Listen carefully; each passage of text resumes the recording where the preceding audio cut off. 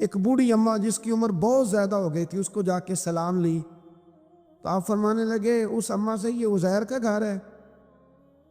تو اماں فرمانے لگی ہاں ہے تو عزیر کا، لیکن وہ تو 100 سال پہلے غائب ہوئے، دوبارہ آئے ہی نہیں۔ آپ فرمانے لگے اماں میں ہوں عزیر۔ اماں کہنے لگی کہ عزیر کی تو ہر دعا قبول ہوتی تھی، اگر آپ عزیر ہیں نا تو دعا کریں، میری ٹانگیں جواب دے گئی ہیں، آنکھوں سے نظر نہیں آتا، آپ دعا کریں، اگر آپ واقعی عزیر ہیں تو اللہ مجھے شفا دے دے گا۔ تو حضرت عزیر نے دعا کی تو رب نے انہیں شفا دے دی۔ حضرت عزیر کی عمر اس وقت بھی 40 سال تھی۔ حضرت عزیر کی عمر جب گئے تب بھی واپس آئے تو، اور حضرت عزیر کا بیٹا ان سے ملا تو اس کی عمر 118 سال تھی، پوتے بھی بوڑھے تھے۔ لوگوں نے حضرت عزیر علیہ السلام سے کہا یہ کیا ہے؟ فرمانے لگے یہ میرے اللہ کی قدرت ہے، یہ میرے رب کی قدرت ہے۔ آج بھی آپ دیکھ لیں، آج کل ہمارے ہاں اس بات کا چلن کم ہے۔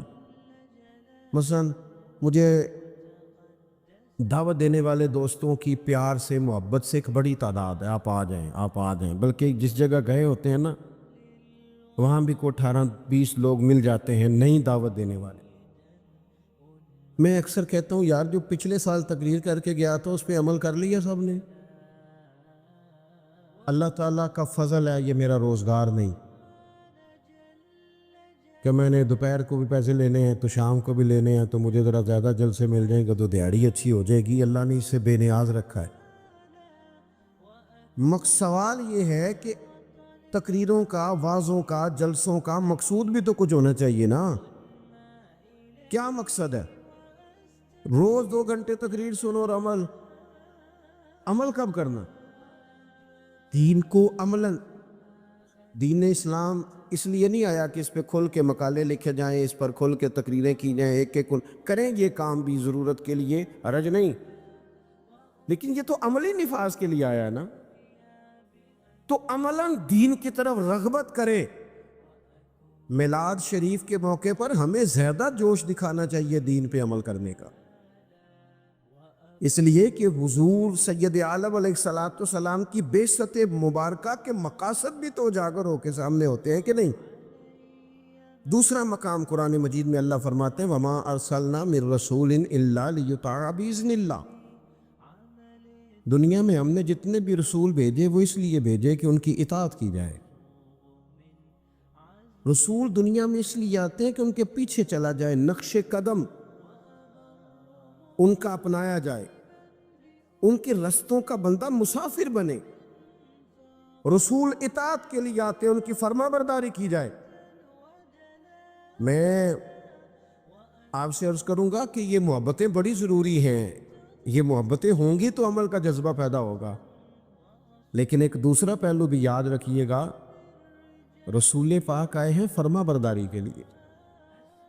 اگر فرما برداری نہیں کرتے، بات ہی نہیں مانتے، آپ جس سے بھی دعوی محبت کرتے ہیں وہ دلیل مانگتا ہے، تو حضور سے دعوی محبت ہے تو اس کی عملی صورتیں بھی تو ہونی چاہیے نا۔ ہر پیغمبر اس لیے آئے کہ ان کی فرما برداری کی جائے، اطاعت کی جائے، اور اگر کوئی میرے نبی پاک کی فرما برداری کرے پھر تو اس کا انداز ہی نرالا ہے۔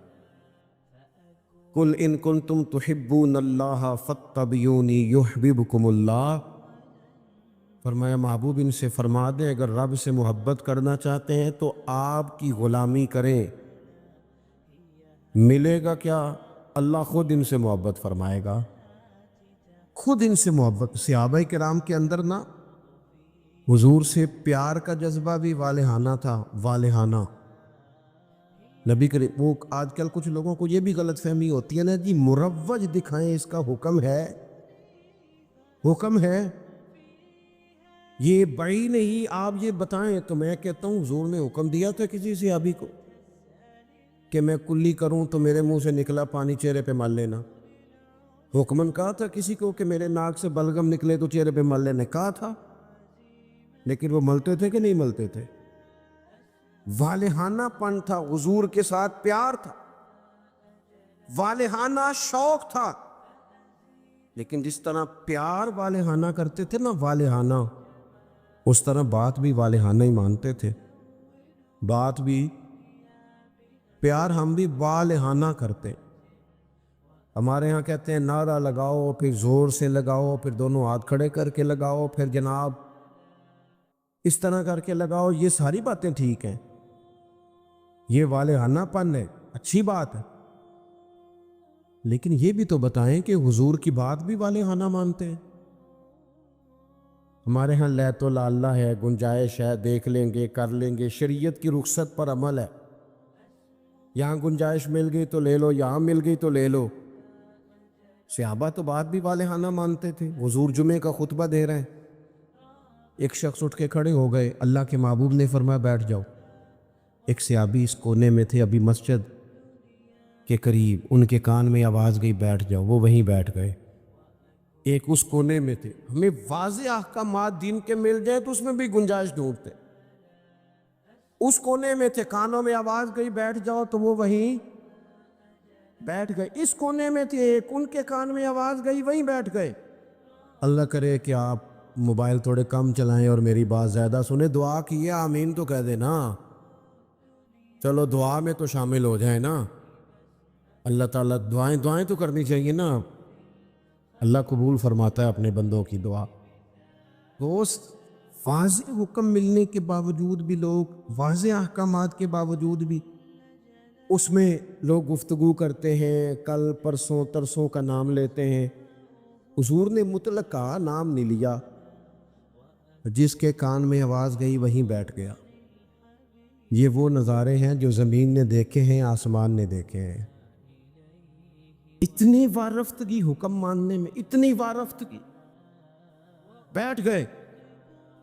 تکمیل جمعہ پر محبوب نے فرمایا آپ کہاں تھے؟ یا رسول اللہ صلی اللہ تعالی علیہ وسلم، وہ آپ کا حکم آیا تو میں اسی کونے میں بیٹھ گیا تھا. آپ کہاں تھے؟ حضور حکم ملا تو اس کونے میں بیٹھ گیا. آپ کہاں تھے؟ حضور حکم ملا تو میں اس کونے میں بیٹھ گیا. تو کریم فرمانے لگے نہ آپ سے کہا تھا، نہ آپ سے کہا تھا، نہ آپ سے کہا تھا، میں نے تو ان سے کہا تھا. کہ یا رسول اللہ اپنے نام تو نہیں نہ لیا، سانو تے قید سجن دا گہنا ہے، او جینج رکھے اونج رہنا ہے.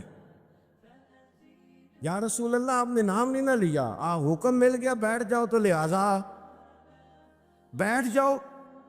بات ماننا ہمارے ہاں نا آج کل پیری مریدی بھی اسی کا نام ہے. نذرانہ بھی وقت پہ دو، دعوت بھی مرید کرتے ہیں جتنی مرضی آپ کہو، روز کہو تو روز کھانا کھلاتے ہیں.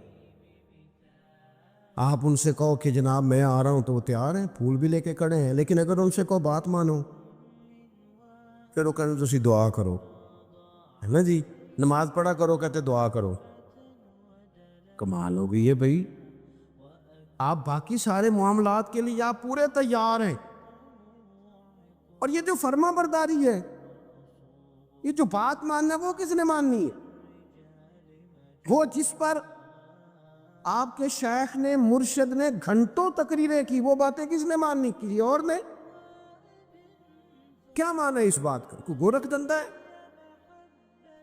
کیا؟ آپ نعرے لگائیں، دعوی محبت کریں، اور جو ان کا اصل کام ہے، دیکھو وفادار وہ ہوتا ہے جو مشن کا ساتھی ہو. جو مشن کا ساتھی نہ ہو وہ ٹھیک ہے. پھر میرے ایک سنگی ہیں، مجھے ایک دن بڑی محبت سے کہنے لگے کہ جناب کھانا نہیں کھاتے آپ ہمارے گھر، کھانا ضرور کھائیں، ایک دن ضرور آ جائیں. میں انہوں آکھے یار توں آنا میرے نال رل کے 4 دن کو دین دا کام کرا. کہنے لگا نہیں وہ ٹھیک ہے کھانا. میں کہ کھانا تو یار ہر ہوٹل تو لب جاندہ ہے، وہ تو چلو اللہ توفیق دیتا ہے، کوئی زیادہ اچھا کھا لیتا ہے، کوئی تھوڑا سادہ کھا لیتا ہے. روٹی تو جس کو اللہ تعالیٰ نے صحت دی ہے اسے روٹی مشن حسن ہے، ڈیوٹیاں ذمہ داریاں اصل ہیں. اور کھانے یہاں کوئی من پسند کھانے دنیا میں آئے ہم، من پسند چیزیں تو جنت میں ملیں گی، اور وہ ملیں گی اور مزہ آئے گا. ہمارے بزرگ تو فرمایا کرتے تھے زمین کے اوپر کام، نیچے جا کے آرام. یہاں کوئی کام کرے، کوئی ڈیوٹی کرے، کسی ذمہ داری کا اظہار کرے، کوئی خدمت سر انجام دے، وہ خاص سطحی چیزیں اس سے باہر نکلے، نبی کریم کی بات مانے والہانہ انداز میں، والہانہ۔ حضور علیہ السلام نے جس مشن کے لیے پتھر کھائے، جس مشن کے لیے حضور طائف گئے، جس مشن کے لیے حضور نے ہر دشمن کو معاف کر دیا کہ لوگ مسلمان ہو جائیں، دیندار ہو جائیں، امت اس مشن کے لیے کیا کام کرتی ہے، کیا ڈیوٹی کرتی ہے؟ کبھی دل میں تکلیف ہوئی ہے کہ آپ تجربہ کر لیں، سارے لوگ عید کی نماز پڑھنے بھی نہیں آتے، اس لیے کہ کچھ ایسے ہوتے ہیں جن کی ساری رات دکان کھلی رہتی ہے اور سویرے سو رہے ہوتے ہیں، کچھ کہتے ہیں میں نے وعدے کیے ہوئے ہیں وہ میں نے پورے کرنے ہیں، عید کی نماز بھی سارے پڑھنے، لیکن رش اتنا ہوتا ہے کہ مسجدیں چھوٹی پڑ جاتی ہیں۔ اس کا مطلب یہ ہے اگر ساری مسلمان امت نمازی ہو جائے تو نئی مسجدیں بنانی پڑے، لیکن آپ باقی سارے کام کرا لیں، شوق سے کر دیں گے، بھئی سجدے کا بھی ذوق پیدا کرو۔ حضور کی فرما برداری اصل ہے۔ تیسرا مقام قرآن پاک کا، قرآن مجید نے کہا کما ارسلنا فیکم رسولا منکم یتلو علیکم آیاتنا، جیسا کہ ہم نے تمہیں میں سے تمہیں ایک رسول دیے ہیں جو تم پر ہماری آیتیں پڑھیں گے، وَيُزَكِّيكُمْ، اور تمہارا تزکیہ کر دیں گے، تمہیں پاک صاف کر دیں گے۔ نبی پاک کی تعلیمات یہ ہیں کہ تو ظاہری طور پر بھی بڑا صاف ستھرا ہو۔ حضور نفاست کو پسند کرتے، صفائی کو محبوب رکھتے، خوشبو کا استعمال کرتے، مسواک کو محبت سے استعمال کرتے، ظاہری صفائی بھی۔ اور ترمذی میں موجود ہے، حضور نے فرمایا اے انس بن مالک میرے بیٹے، ہو سکے تو صبح اس حال میں کرنا کہ تمہارے سینے میں، فرمایا یہ میری سنت ہے، اور جس نے میری سنت سے محبت کی اسی نے مجھ سے محبت کی۔ نرے دانت صاف کرنا ہی سنت نہیں، دل صاف کرنا بھی سنت ہے، باطن بھی صاف ہونا چاہیے، انسان کے اندر سے ساری بیماریاں نکل جائیں۔ عزیز دوست، تزکیہ ہو، حسد سے خالی ہو سینہ، بغض سے خالی ہو۔ یہ جو روحوں پر بوجھ ہوتا ہے یہ حسد کا ہوتا ہے، یہ باطن پر دھبا ہوتا ہے یہ عداوت کا ہوتا ہے، یہ کچھ چیزیں جو ہمیں بالکل بے قرار کر دیتی ہیں یہ تکبر کا روگ ہوتا ہے، یہ عجب خود پسندی، یہ اندر انسان کے جوار بھاٹا پیدا کر دیتی ہے۔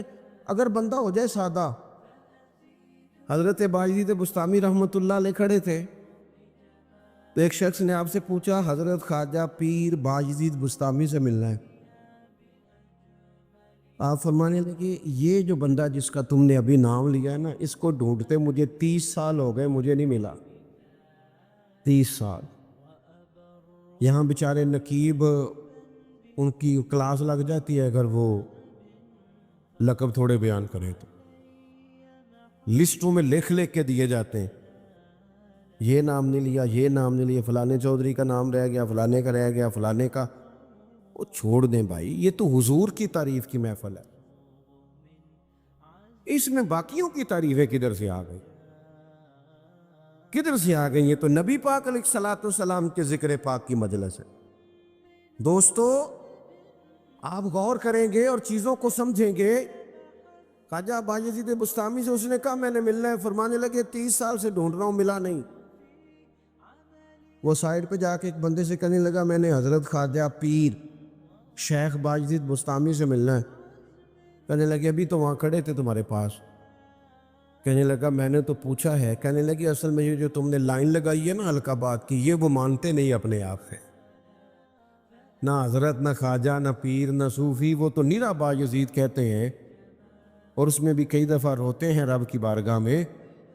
تو یہ جو القابات تم نے لگائے ہیں نا، ہمارا تو جناب بڑا عجیب منظر ہے۔ تو تزکیہ کے لیے حضور آئے، پھر فرمایا وَيُعَلِّمُكُمُ الْكِتَابَ وَالْحِكْمَةَ، حضور تمہیں کتاب سکھائیں گے، حکمت سکھائیں گے۔ حضور قرآن سکھانے آئے، نبی کریم کیا سکھانے آئے؟ آپ بنے انجینئر شوق سے، آپ لیکچرار بنے، شوق سے بنے، لیکن ساتھ قرآن پاک کے قاری بھی تو بنے نا، قرآن پاک کو سمجھنے والے بھی تو بنے نا۔ اس بندے کو اتنی کہانیاں آتی ہیں، جسے اپنے شجرے آتے ہیں، جسے اپنی برادری کی شان آتی ہے، اسے قرآن کی آیتیں کیوں نہیں آتی؟ جسے ساری پنچایت میں ساری بات سنانی آتی ہے، اسے قرآن مجید بھی آ سکتا ہے۔ شرط یہ ہے کہ وہ آگے بڑھے، قرآن پاک کو سیکھے۔ ہم نا کچھ کام ہم نے بچوں کے ذمہ، میرے پاس ایک صاحب بچہ لے کے آگے کہنے لگے دعا کریں یہ پڑھ جائے، تو میں نے کہا آپ بھی کچھ 100 سال کے نہیں ہو گئے، میں دعا کرتا ہوں آپ دونوں ہی پڑھ جائیں، آپ بھی تو پڑھ ہی سکتے ہیں نا، آپ بھی تو توجہ کریں نا۔ ہم نا جناب وہ بعض لوگوں کا عجیب زاویہ نگاہ بن جاتا ہے، او بھائی آپ بھی پڑھ سکتے ہیں، آپ کیوں نہیں پڑھ رہے؟ او جی میری اب زبان موٹی ہو گئی ہے، تو میں نے کہا یہ کل آیا ہے واٹس ایپ، سب نے سیکھ لی ہے، ایک حل ہے، ای میل کرنا بھی آ گیا لوگوں کو، اور کمنٹس دیکھنا بھی آ گیا، اور بڑے بڑے لوگ جن کو نہیں بھی توجہ جن کی ہونی چاہیے تھی ان کی بھی توجہ، یعنی میں تھوڑا مصروف زیادہ رہتا ہوں، اور اب تو کچھ طبیعت بھی ٹھیک نہیں رہتی، دعا فرمائے اللہ تعالیٰ کچھ کام لے لے۔ وہ کوئی دوست پوچھتا ہے کہ آج کل کیا کر رہے ہیں، تو میں کہنا کچھ بھی نہیں، بس ہڈیاں آنیاں جانیاں دیکھو، ادھر آ رہے ہیں اور ادھر جا رہے ہیں، بھائی یہی کام کر رہے ہیں، اس کے باوجود لوگ ناراض ہیں۔ یعنی مسئلے دو ہی تھے، عمر بھر حل نہ ہوئے، ایک نیند پوری نہ ہوئی اور دوسرا خواب مکمل نہ ہوئے۔ اے ایمان والو صبر کرو، صابر بنو، اے ایمان والو صبر کرو اور صابر بنو۔ کیا مطلب؟ پہلے صبر کا مطلب یہ ہے کہ اگر تمہیں کوئی ذاتی تکلیف پہنچے تو اس پر صبر کرو، وَالصَّابِرُ اس کا معنی یہ ہے کہ اگر دشمن کے مقابلے میں کسی اور کی طرف سے کوئی تکلیف آئے تو اس پر بھی صبر کرو۔ پھر فرمایا وَالرَّابِطُ اور ہمیشہ کمر بستہ رہو، اسلامی سرحدوں کے پہرے دار رہو، وَاتَّقُوا اللَّهَ اللہ سے ڈرتے رہو، لَعَلَّكُمْ تُفْلِحُونَ اس امید پر کہ اللہ تمہیں کامیابی عطا فرما دے، تم فلاح پا جاؤ۔ یا ایھا الذین آمنوا اصبروا وصابروا اے ایمان والو صبر کرو اور صابر بنو، صبر کرو صابر رہو، یعنی جو ذاتی تکلیف آئے اس پر بھی صبر کرو، اور مصابرہ کا معنی سامنے سے آنے والی تکلیف، اگر بیماری آ گئی، کوئی پریشانی آ گئی، کہیں کوئی اپنا دنیا سے چلا گیا، تو یہ ذاتی تکلیف ہے، اس پر بھی صبر کرنا۔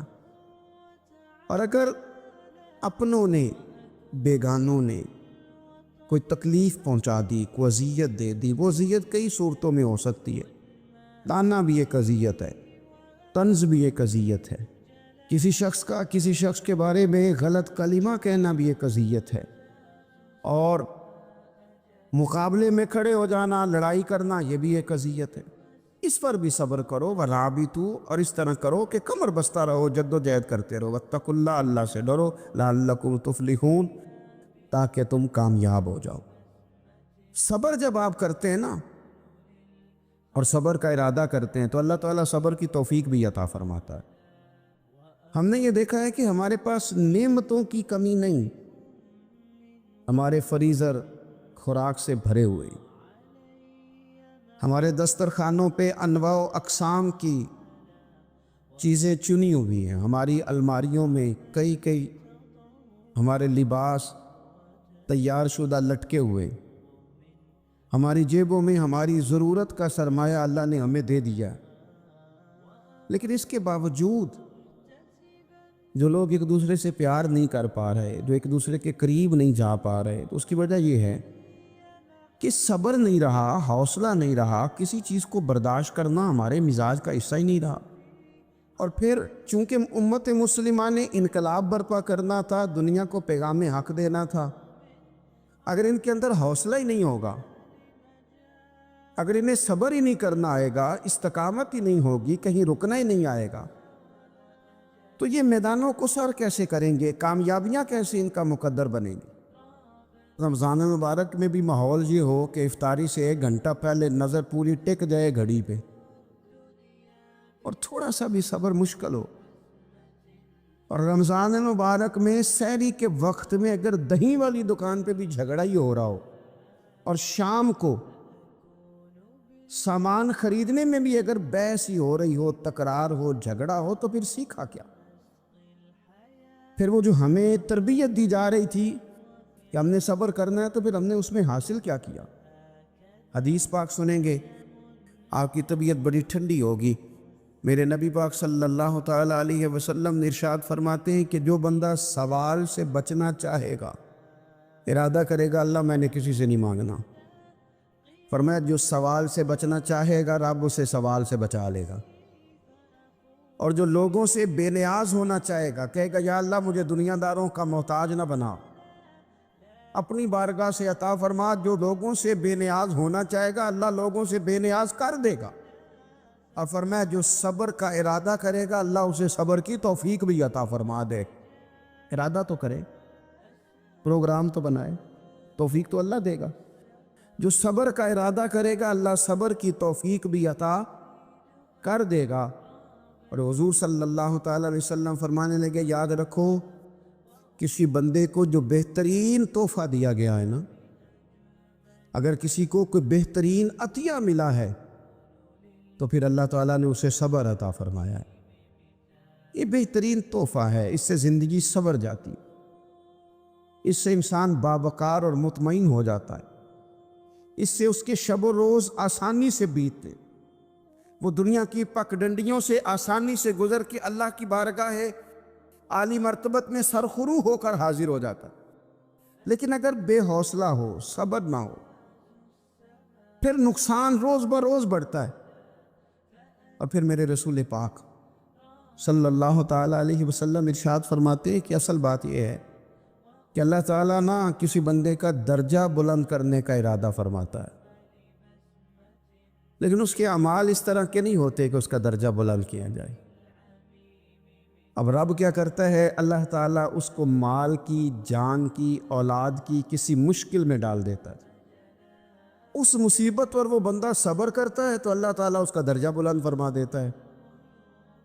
اعمال اس قابل نہیں تھے کہ درجات بلند ہو, وہ اعمال کی بنیاد پر نہیں کر سکتا تھا تو اللہ نے کسی مشکل میں ڈال کے نا اپنے فضل سے درجہ بلند کر دیا. اب جو راہ طریقت کا مسافر تھا, جو سلوک کی منازل طے کر رہا تھا, جو اللہ رسول کے قریب جانے چاہ رہا تھا, اس کے لیے کتنی آسانی ہو گئی کہ مجاہدہ تو زیادہ نہ کر سکا, کثرت سے نفلی صوم و صلات کا بندوبست تو نہ کر سکا, تھوڑا سا صبر کیا, رب نے اپنا اور اپنے محبوب کا قرب عطا فرما دیا. تو یہ تو آپ صبر کرنے کے لیے جب نکلے ہیں تو آپ نے تو رب رسول کو پا لیا. یہ صبر تو وہ والا سفر ہے جس کی جو منزل ہے وہ اللہ رسول کا قرب ہے. ہم لوگ تھوڑی تھوڑی باتوں میں حوصلہ ہار جاتے ہیں, صبر چھوڑ جاتے ہیں, پریشانی بڑھ جاتی ہے. پتہ نہیں ایسے محسوس ہوتا ہے کہ جیسے یہی بندہ دنیا کا سب سے دکھی بندہ ہے. تو ایک تو یہ کہ ذاتی حیثیت سے صبر کر, ایک یہ کہ پھر دشمن کا جب مقابلہ ہو, آمن نصبرو و صابرو, آپ کا جب مقابلہ سامنے کسی کے ساتھ ہو تو پھر تیر, تلواریں, اسلحہ, بندوقیں یہ نہیں زیادہ لڑتی. میدانوں میں حوصلے لڑتے ہیں, میدانوں میں صبر لڑتا ہے, میدانوں کے اندر توانائیاں لڑتی ہیں. میدان کربلا کے اندر کوئی مقابلہ نہیں تھا تیر کا تیر کے ساتھ, تلوار کا تلوار کے ساتھ کوئی مقابلہ نہیں. میدان کربلا کے اندر ظلم کا صبر سے مقابلہ تھا. فتح کے ڈنکے یزید نے بجائے تھے, جشن ابن زیاد نے منایا تھا, لیکن قیامت تک اللہ نے جو فتح عطا فرمائی ہے تو وہ حسین ابن علی کے صبر کو عطا فرمائی, سیدنا امام علی مقام کے صبر کو ملی. عزیز بھائی, صبر ہی ہمیشہ فاتح ہوتا ہے, صبر ہی جیتا کرتا ہے, صبر ہی کامیابیاں دیتا ہے. نتیجے صبر کے نکلتے ہیں, صبر کے, حوصلے کے نتیجے ہوتے ہیں. ہماری جلد بازی ہمیں شکست خوردہ کر دے گی, ہمارا حوصلہ نہ ہونا ہمیں ہرا دے گا، ہم کمزور پڑ جائیں گے اگر ہم بے حوصلہ ہو جائیں گے۔ سنو، میرے نبی پاک علیہ السلام نے تربیت کی، حضور اپنی امت کو درس دیتے ہیں۔ حضور فرماتے ہیں پہلے تو کوشش ہی نہ کرو کہ تمہاری دشمن سے لڑائی ہو، اس چکر میں ہی نہ پڑو کہ لڑائی ہو۔ مسلمان امن والے ہیں، یہ پرامن لوگ ہیں، یہ امن پسند ہے، یہ داعیے امن ہیں، یہ معاشرے میں مومن ہونا امن کی علامت ہے۔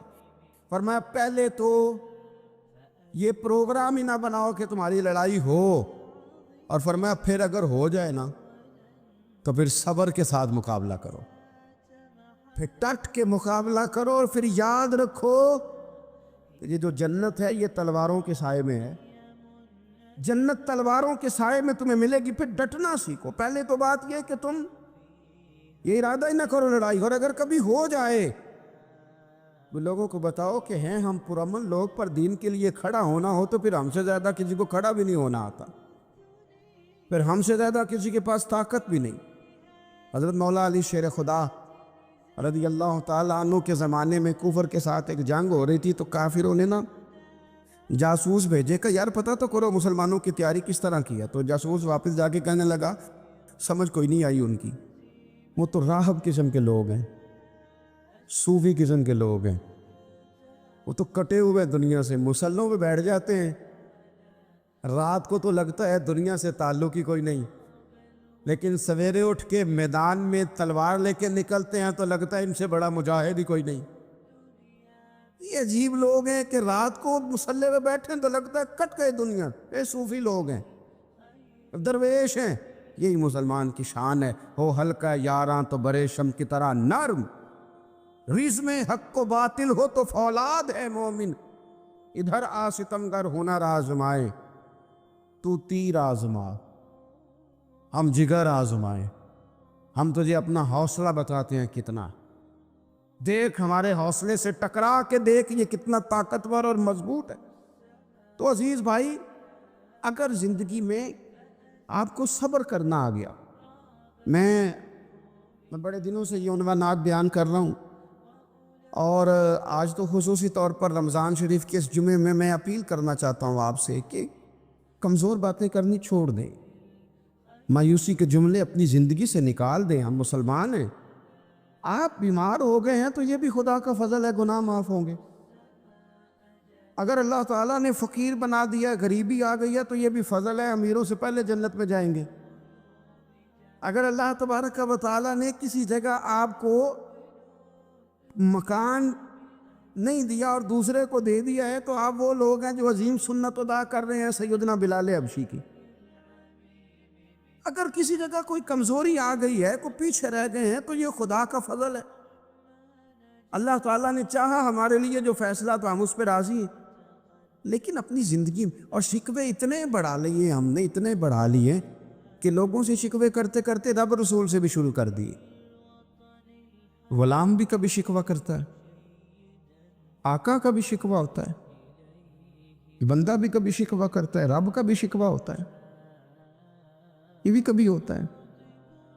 آپ نہ مانے پر یہ شکوہ ہے کہ میں بڑے ڈاکٹروں کے پاس گیا ہوں آرام نہیں آیا، نہ مانے پر یہ شکوہ ہے میں نے کبھی کسی کو ستایا تو نہیں پر میرے حالات نہیں ٹھیک ہوتے۔ آپ نہ مانے پر یہ شکوہ ہے کہ فلانے کے پاس دولت زیادہ ہے، اس نے پتہ نہیں وہ آگے نکل گیا اور میں پیچھے رہ گیا، نہ مانے پر یہ شکوہ ہے۔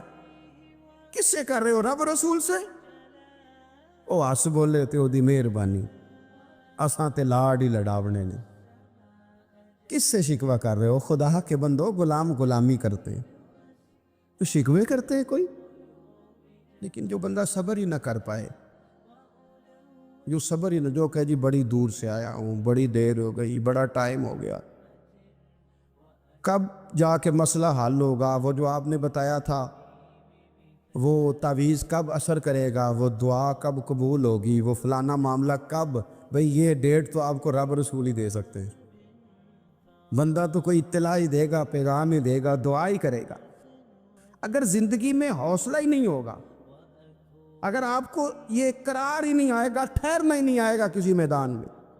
دیکھیں، کچھ ایسی اذیتیں ہوتی ہیں جو اذیت ناک ہوتی ہیں، لیکن اگر غلامی میں آ جائے نا آپ تو وہ اذیت ناک نہیں ہوتی، اس چبھن میں مزہ آنے لگتا ہے۔ کئی درد بھی مزیدار ہوتے ہیں، کئی درد بھی، کبھی زخم ٹھیک ہونے پہ آ جائے نا تو اسے چھیڑو تو مزہ آتا ہے، اس لیے کہ کچھ درد بھی مزیدار ہوتے ہیں۔ آتش سے کسی نے کہا تو روتا بڑا ہے، اس نے کہا محبوب کی یاد میں تڑپتا ہوں، ابھی تو ایک دل ہے، میرے تو خواہش تھی کبھی دو ہوتے نا تو صحیح کر کے تڑپتا۔ رب نے دل ایک بنایا، کہتا وہ مزہ دیا ہے تڑپنے کہ میری آرزو ہے یا رب، میرے دونوں پہلوؤں میں دل بے قرار ہوتا۔